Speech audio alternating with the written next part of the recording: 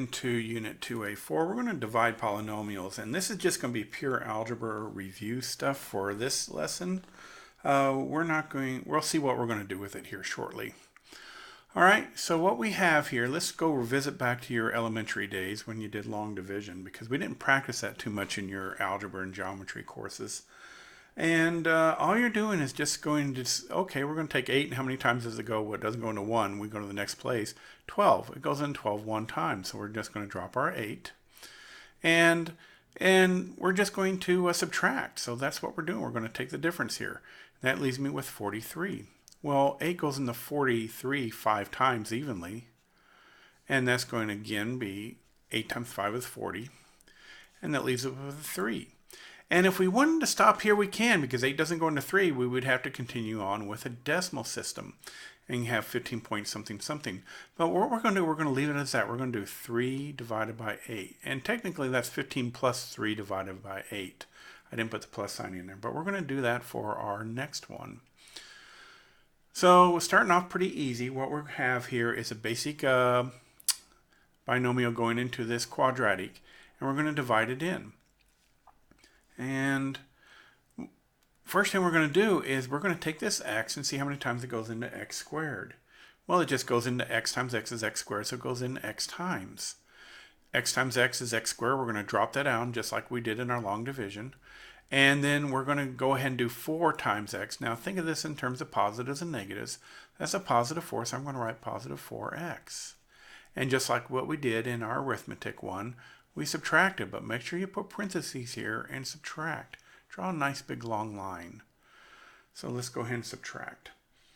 And that's going to eliminate the x squared, which was the intent. It worked out pretty well. That's going to be negative 4x, so that's going to leave with a negative x.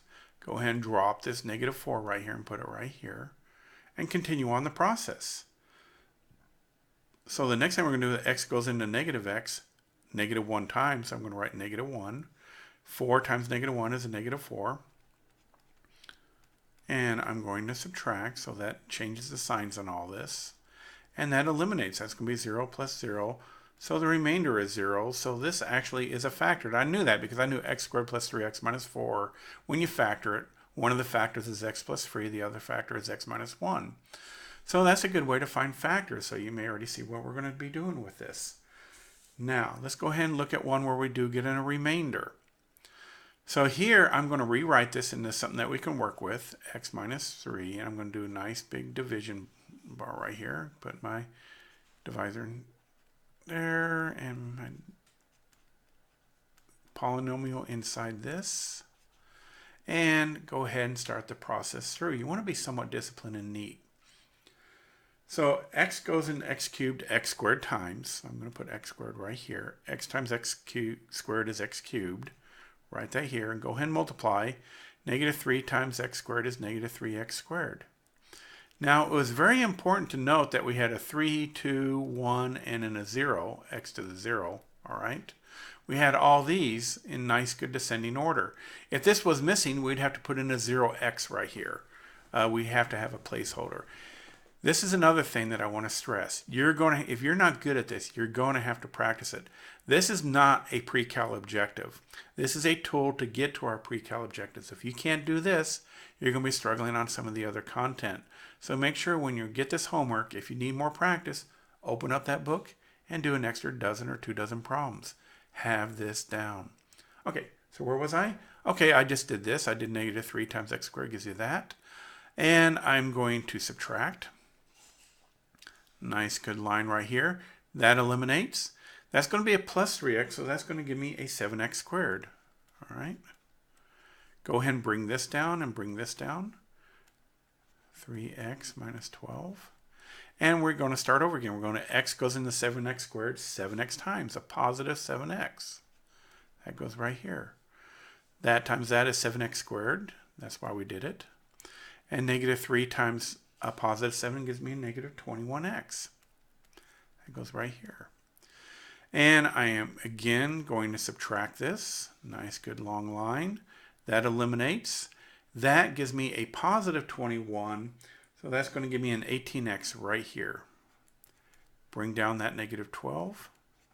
And round 3, x goes into 18x 18 times in a nice positive way. Negative 3 times 18 is 30 plus 24, so that's going to be a negative 54. So x times, so I'm going to have my 18x here, and I'm going to have my minus 54 here. All right, we're going to subtract. Nice, good long line. So that's positive 54 and negative 12. When I put those together, I get a positive 42. All right, well, x doesn't go into 42. That's going to be my remainder.